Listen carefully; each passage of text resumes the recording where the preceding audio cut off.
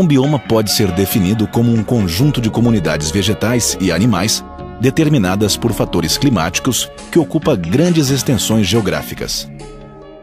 Somos mais de 200 milhões de brasileiros e vivemos em ambientes naturais diferentes.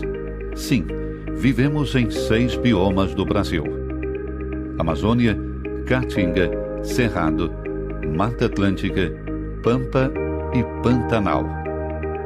Cada um com suas particularidades geográficas, climáticas, com populações e culturas diferentes, com espécies de plantas e animais específicos, repletos de belezas e de fragilidades. Biomas, fragilidades e ameaças. Com a chegada dos colonizadores portugueses, os nossos biomas, esses verdadeiros santuários naturais, têm sido alvo da degradação. Estima-se que o Brasil possuía 90% do seu território coberto por florestas e campos variados.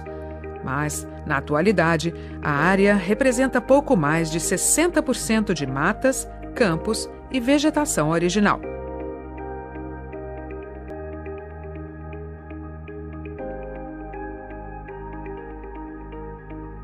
Na Mata Atlântica, o aumento da indústria do turismo ocasiona danos ambientais e desfigura a paisagem e o acesso às praias da costa litorânea.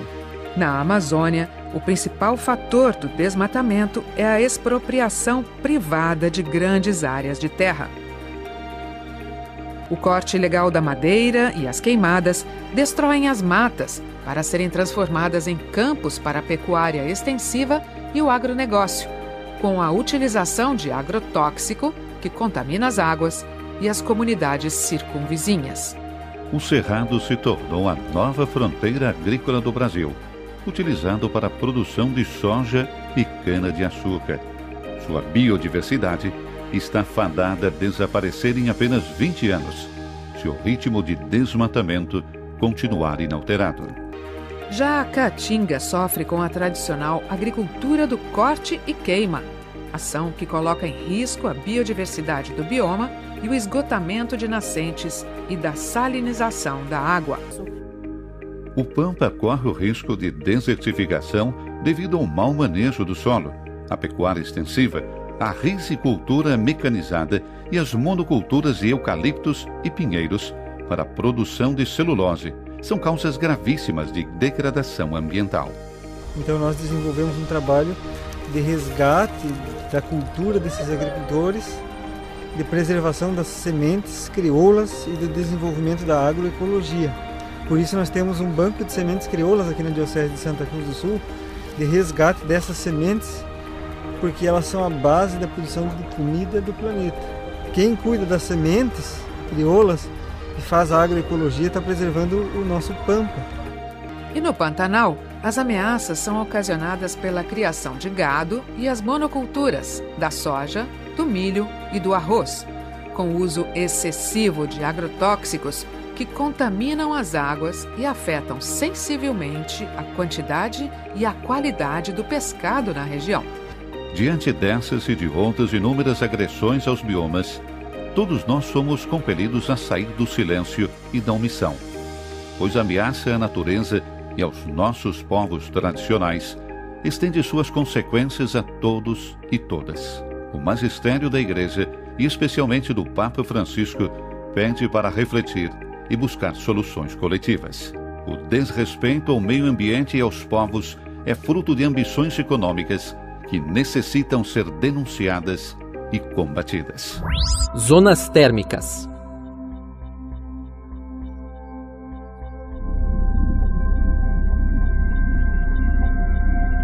Como a Terra possui a forma aproximada de uma esfera, os raios solares não atingem igualmente todos os pontos do nosso planeta. Esse fator é muito importante, pois define as grandes zonas climáticas. Zonas glaciais, norte e sul. Zonas temperadas, norte e sul. E zonas intertropicais, norte e sul. Nas zonas glaciais, Tanto norte quanto sul, os raios solares incidem com menor intensidade, pois, em nenhum período do ano, o Sol atinge uma posição elevada da abóbada celeste, estando sempre abaixo ou muito próximo da linha do horizonte. Essas zonas apresentam características particulares quanto à distribuição entre os períodos de dia claro e noite, em função da inclinação do eixo de rotação da Terra. Alternando entre os polos norte e sul, ocorrem períodos longos de noite e de dia, que coincidem respectivamente com o verão e o inverno. Pesquisadores monitoram a evolução das calotas polares, tanto no Ártico como na Antártica, com o objetivo de acompanhar as mudanças climáticas.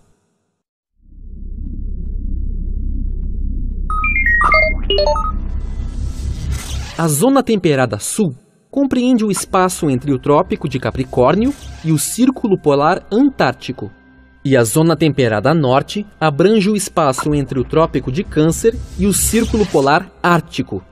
Essas duas faixas, localizadas em latitudes médias dos hemisférios norte e sul, alteram significativamente a posição com que recebem os raios solares ao longo do ano, sendo de forma mais direta durante o período de verão e de forma mais inclinada durante o período de inverno. Essa característica faz com que as estações do ano sejam bem perceptíveis para as pessoas. Em função da inclinação do eixo de rotação da Terra, os hemisférios norte e sul alteram sua posição com relação ao Sol, enquanto há inverno no norte, é verão no sul e vice-versa. As zonas intertropicais norte e sul compreendem a faixa entre o Trópico de Capricórnio e o Trópico de Câncer, atravessada pela linha do Equador. Apenas em locais dentro dessa região é que o Sol se posiciona a pino em 2 vezes ao longo do ano. Nelas, a incidência dos raios solares é direta praticamente durante todo o ano, possibilitando, na maior parte de sua área, as temperaturas mais elevadas do globo.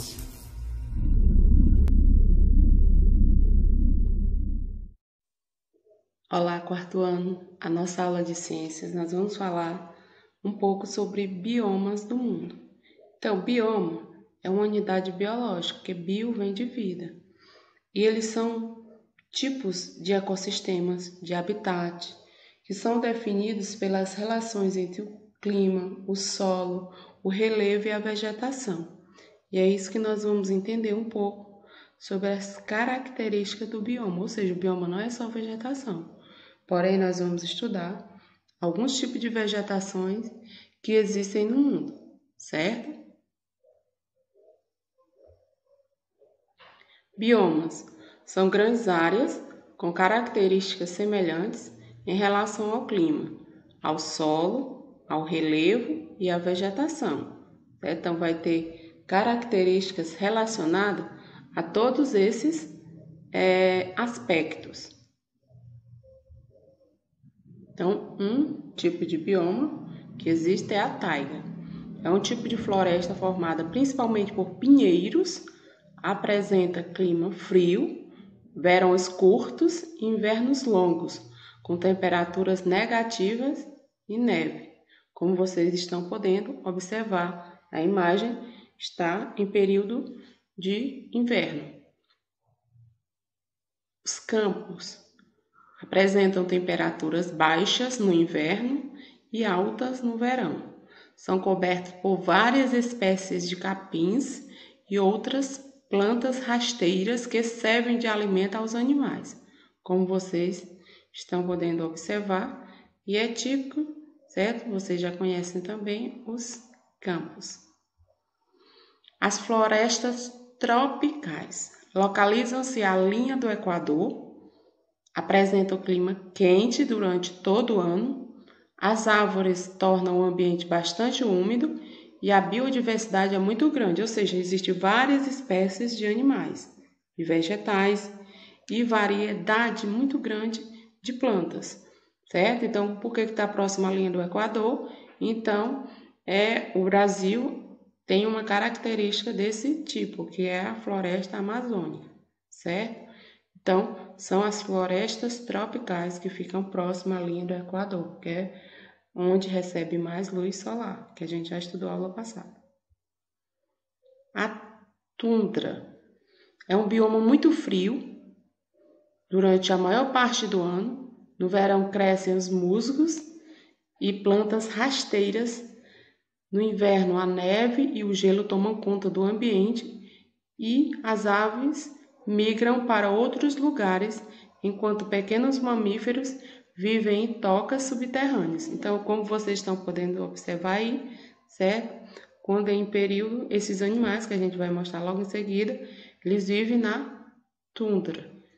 Então, vocês vão ver as corujas das neves, vocês estão vendo aí, tão fofinha. O lobo do Ártico, as renas, certo? O pinguim da Antártida e os ursos polar. Então, esses são alguns animais que vivem, certo? Nessa vegetação. Florestas temperadas. As 4 estações do ano são bem marcadas, ou seja, são bem definidas, características para perceber por conta de alguns aspectos da natureza que ele já nos mostra em que estação nós estamos. Muitas árvores perdem as folhas durante o outono e o inverno é muito frio com acúmulo de neve. Então aqui está especificando o outono e o inverno, mas o verão e a primavera também são bem característicos, certo? Então isso são característicos das florestas temperadas. Onde é que a gente pode perceber?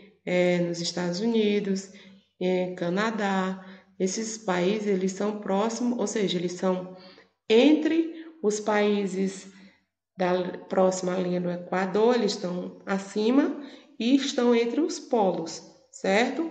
Então, essa é uma característica que a gente já viu aula passada, ou seja, eles estão entre a zona tropical e a zona polar, eles estão no meio, certo?